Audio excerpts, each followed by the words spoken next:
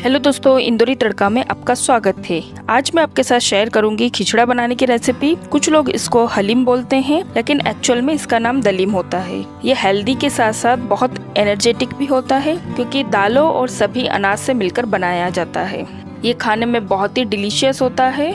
इसको बनाना आसान है। अगर आपने इसकी तैयारी पहले से कर ली, दालें अनाज को पहले से भिगो लिया, तो हमारा खिचड़ा बहुत दानेदार भी बनेगा और बहुत जल्दी आसानी से बनकर तैयार हो जाएगा। तो चलिए शुरू करते हैं खिचड़ा बनाने की रेसिपी को।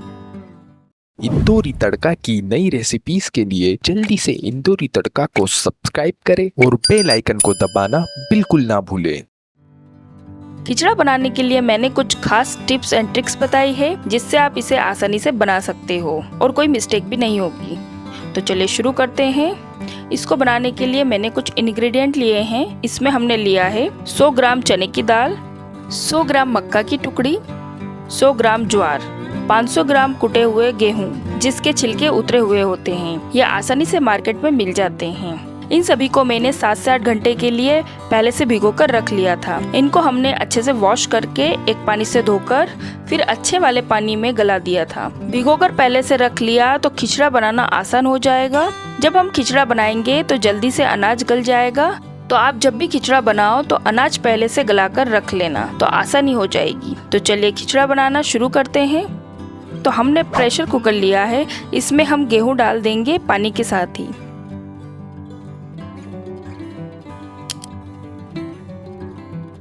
इसके बाद मक्का ज्वार डाल देंगे और 1 चम्मच नमक और 1 चम्मच हल्दी डाल देंगे। सभी चीज डालने के बाद इसे अच्छे से मिक्स कर लेंगे और फिर इसमें कम से कम 3 कप पानी डालेंगे। इतना पानी में अनाज आसानी से गल जाएगा।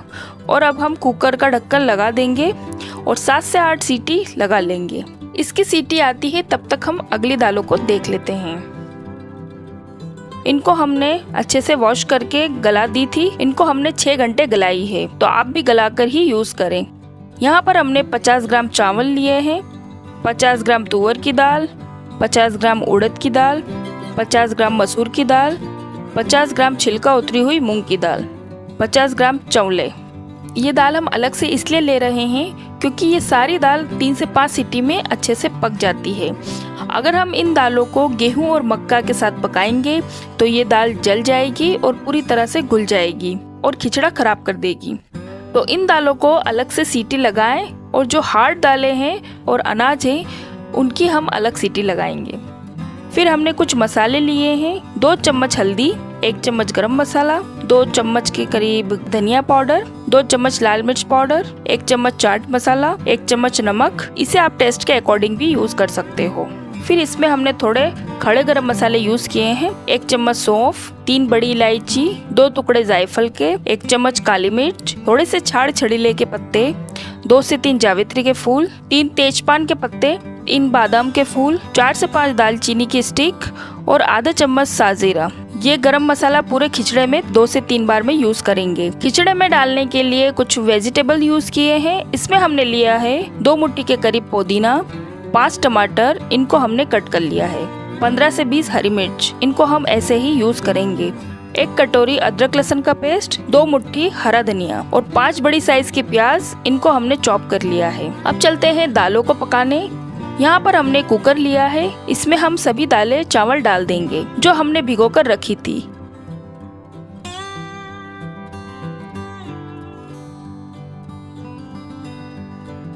फिर हम टमाटर डालेंगे थोड़े से,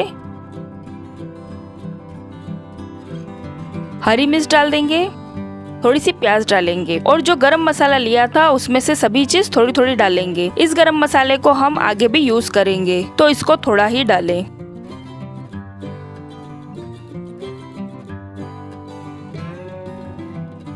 फिर इसमें 4 कप पानी डालेंगे और अच्छे से चम्मच चलाते हुए मिक्स कर लेंगे।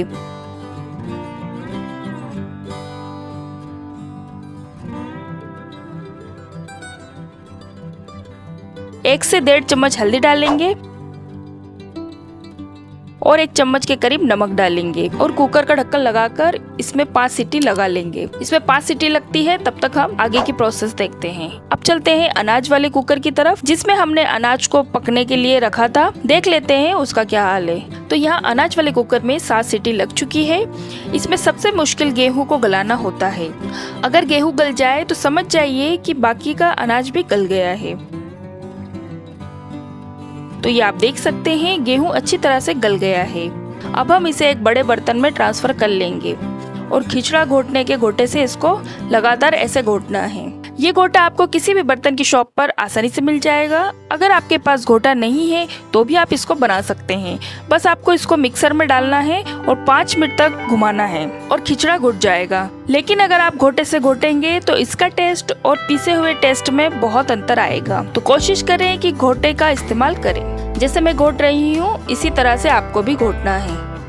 अब चलते हैं नेक्स्ट स्टेप की तरफ। इसमें डालने के लिए हमने यहाँ 1 किलो मटन लिया है बिना हड्डी वाला, और ये स्पेशली मैं शॉप से ऐसे लंबे लंबे शेप में कटवा कर लाई हूँ, क्योंकि इसमें एक फायदा ये होता है कि मटन में लंबे लंबे रेशेस निकलेंगे और गोश्त खिचड़े में घुलेगा नहीं। लेकिन अगर आप चाहें तो नॉर्मल तरीके से भी कटवा कर ला सकते हैं। तो चलिए इसको बनाना शुरू करते हैं। यहाँ पर हमने 2 कप ऑयल लिया है। इसमें हम थोड़े गरम मसाले डालेंगे और बाकी हम आगे यूज करेंगे।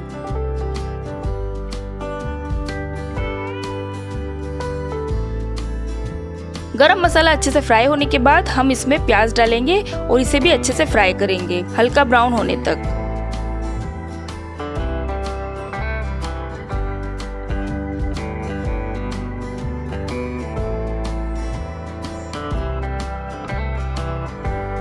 फिर इसमें अदरक लहसुन का पेस्ट डाल देंगे और इसको तब तक भूनेंगे जब तक इसकी कच्ची स्मेल ना निकल जाए।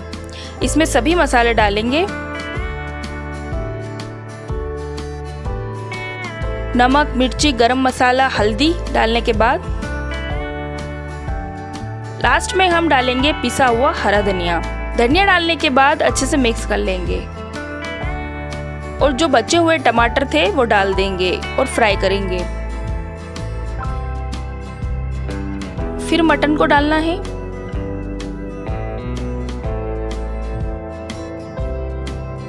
और अच्छे से चम्मच चलाते हुए मिक्स करेंगे। फिर डालेंगे फेटा हुआ दही। दही डालने के बाद इसे हम 1 से 2 मिनट भूनेंगे और 5 कप पानी डालेंगे।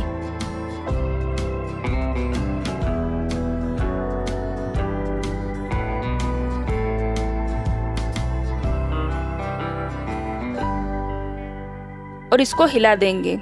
फिर कुकर का ढक्कन लगाकर सीटी लगा लेंगे। इसमें हमने 5 सीटी ली है। आप अपने मटन के गलने के हिसाब से सीटी लगा सकते हैं, पर 5 सीटी के बाद आप मटन चेक कर लेना।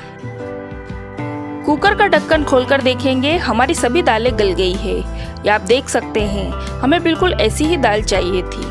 अब चलते हैं खिचड़े की तरफ। हमारा खिचड़ा भी घोटे से घुट गया है। इसमें बहुत मेहनत लगती है और इसी मेथड से खिचड़े में टेस्ट बढ़ता है। खिचड़े में दाल को डाल देंगे जो हमने तैयार की थी।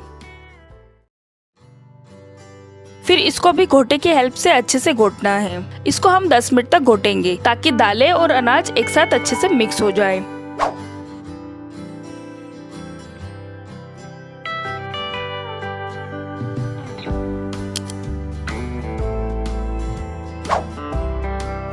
खिचड़ा घुटने के बाद ये हमें थोड़ा गाढ़ा लग रहा है, तो इसमें हम आधा लीटर के करीब गर्म पानी डालेंगे।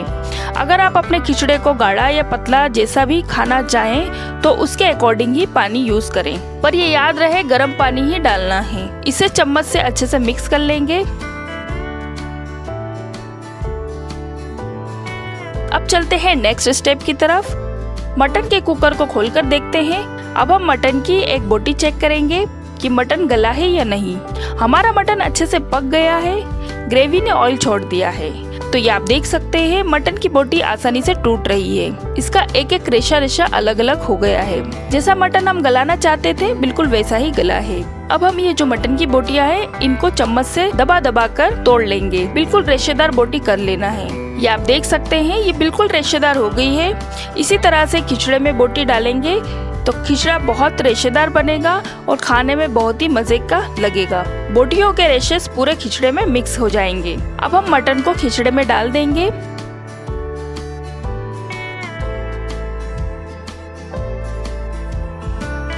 अच्छे से चम्मच चलाते हुए मिक्स कर लेंगे, जैसे मैं कर रही हूँ। मिक्स होने के बाद हम घोटे की हेल्प से खिचड़े को थोड़ा सा और घोटेंगे ताकि खिचड़ा और मटन अच्छे से मिक्स हो जाए। ये आप देख सकते हो, जैसे मैं घोटे को चला रही हूँ ऐसे ही आपको भी चलाना है।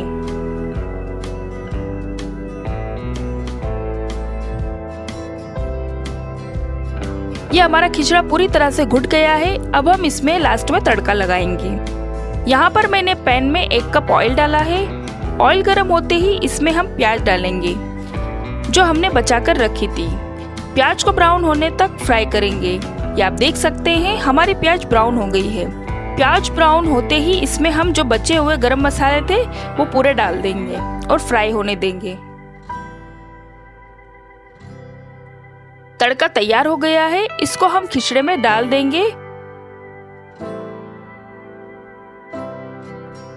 और चम्मच से अच्छे से मिक्स कर लेंगे। तड़के की खुशबू बहुत लाजवाब आती है खिचड़े में। ये हमारा खिचड़ा तैयार है। अब हम इसे सर्व करेंगे। आप इसे हरे धनिये की पत्तियों से गार्निश करें। ये टेस्ट में बहुत ही लजीज और दानेदार बना है और मटन की रेशेदार बोटियों के साथ खाने का जायका ही कुछ अलग होता है। तो आप भी इसको जरूर बनाएं और जिसको खिचड़ा बनाना नहीं आता है उनके लिए रेसिपी हमारी तरफ से तोहफा है। आप इसको देखकर बनाएं और कमेंट्स बॉक्स में बताएं कि आपका खिचड़ा कैसा बना है। अगर आपको मेरी रेसिपी पसंद आई तो इसे लाइक करें, शेयर करें अपने फैमिली एंड फ्रेंड सर्कल्स में। और अगर आप मेरे चैनल पर नए हैं तो मेरे चैनल को सब्सक्राइब करें, बेल आइकन को प्रेस करें ऐसी लाजवाब और मजेदार रेसिपी के लिए। तो मिलते हैं नेक्स्ट रेसिपी में, तब तक के लिए बाय बाय।